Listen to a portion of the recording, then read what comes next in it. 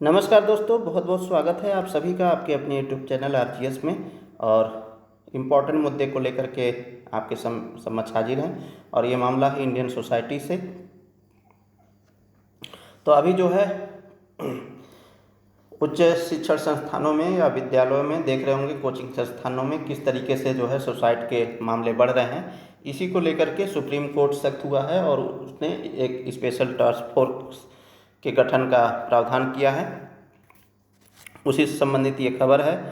तो छात्रों के खुदकुशी के मामले पर सुप्रीम कोर्ट ने लिया है बड़ा एक्शन, बना दी है नेशनल टास्क फोर्स। कैसे काम करेगा एनटीएफ नेशनल टास्क फोर्स, तो उसके बारे में बात करें तो चर्चा में क्यों बना हुआ है। देश के बड़े बड़े शैक्षणिक संस्थानों और कोचिंग हॉस्टल में बढ़ते स्टूडेंट्स की खुदकुशी के मामले पर सर्वोच्च न्यायालय ने चिंता जाहिर की है। कोर्ट ने कैंपस में छात्रों की सुरक्षा को सुनिश्चित करने के लिए सुप्रीम कोर्ट के रिटायर्ड जज की अगुवाई में एक नेशनल टास्क फोर्स यानी एनटीएफ का गठन किया है।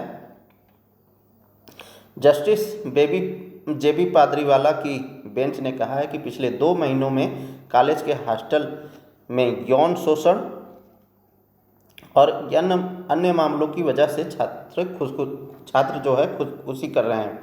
जैसे अभी देखा होगा आप लोगों ने, नेपाल की एक छात्रा थी, वो जो है खुदकुशी कर ली। प्लस कोटा में देख रहे होंगे किस तरीके से कोचिंग संस्थानों में बच्चे वहाँ जो हॉस्टल में रहते हैं वो भी खुदकुशी कर रहे हैं और चिंता का विषय बना हुआ है।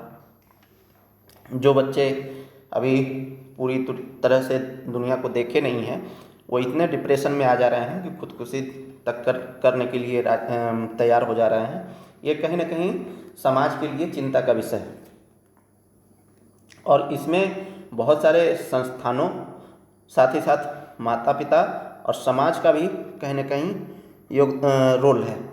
क्योंकि समाज जो है, जब आप सफल हो जाते हैं तभी आपको आपके मेहनत का क्रेडिट देता है। अदरवाइज आप कितना भी मेहनत कर लीजिए, अगर आपको सफलता नहीं मिलती है किसी भी क्षेत्र में तो समाज जो है आए दिन ताने मारता है। तो ऐसे में होता क्या है कि मन में हीन भावना उत्पन्न होती है और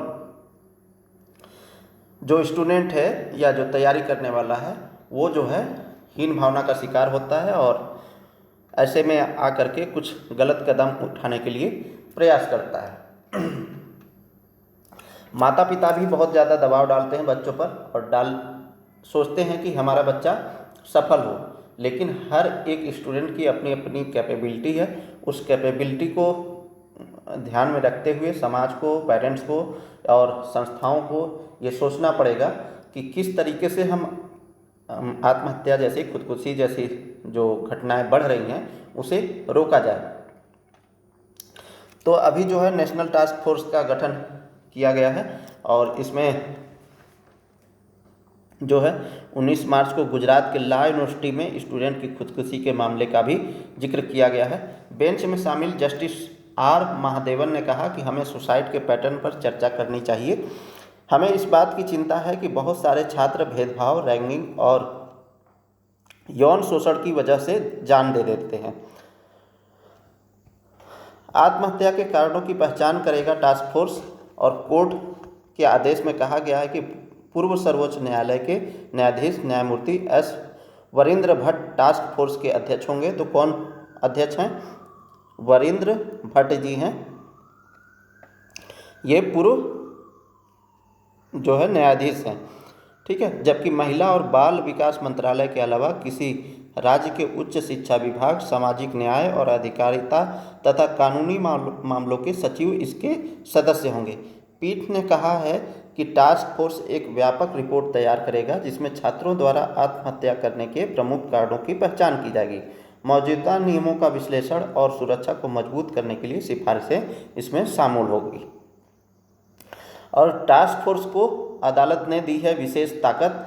और क्या है ताकत? कि ये इसको फ्री रखा गया है कि आप जो है जैसे भी चाहें जांच करें, रिपोर्ट अपनी सबमिट करें और किसी के प्रभाव में मत ना आए। अभी फ़िलहाल में देखा होगा आरजी मेडिकल कॉलेज में बच्ची के साथ जो है वहाँ पर दुर्घटना हुई जघन्य अपराध किया गया।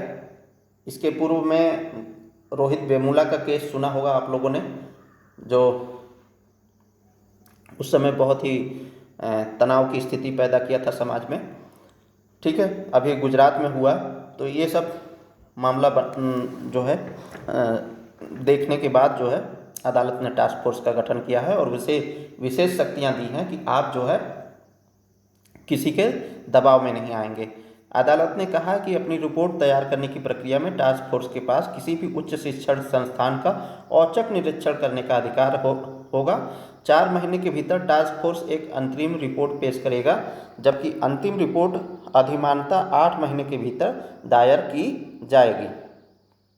बता दें कि सुप्रीम कोर्ट ने अनुसूचित जाति वर्ग से संबंधित 2 छात्रों के माता पिता द्वारा दायर याचिका पर सुनवाई करते हुए यह आदेश सुनाया है कि इन छात्रों की मौत आईआईटी दिल्ली में हुई थी। छात्रों के माता पिता ने अपनी याचिका में एक एफआईआर दर्ज करने और एक केंद्रीय एजेंसी से इन मौतों की जांच की मांग की है।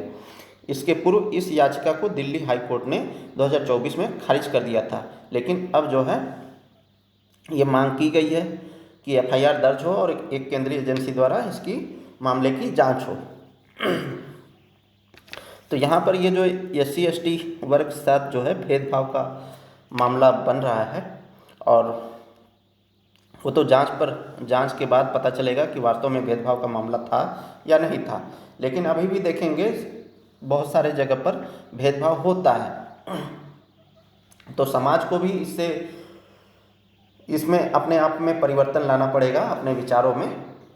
अभी देख रहे होंगे कि मुद्दा बना हुआ है, संसद में भी बात उठा है। BHU के गेट के सामने जो है एक छात्र जो है, दलित छात्र ही, एडमिशन को लेकर के वहाँ पर बैठा हुआ है धरने पर। तो खैर वो हमारा विषय नहीं है, लेकिन जब कोई भी छात्र हो और उसे जो है भेदभाव का शिकार होना पड़े, तो ऐसी स्थिति में जब आप प्रशासक बनने जा रहे हैं, लोक सेवक बनने जा रहे हैं, तो इस कंडीशन में आपका एक दायित्व हो जाता है कि आप जो है घटनाओं को क्रमबद्ध तरीके से जांचें, परखें और उसका निस्तारण करने के लिए उचित प्रावधान करें, उचित सुझाव दें, ताकि आने वाले समय में इस तरीके की आपराधिक घटनाएं न हो पाए। तो इन्हीं सब बातों के साथ दोस्तों, ये था हमारा करंट का मुद्दा। मिलते हैं किसी नेक्स्ट वीडियो में, तब तक के लिए बहुत बहुत धन्यवाद, शुक्रिया, जय हिंद।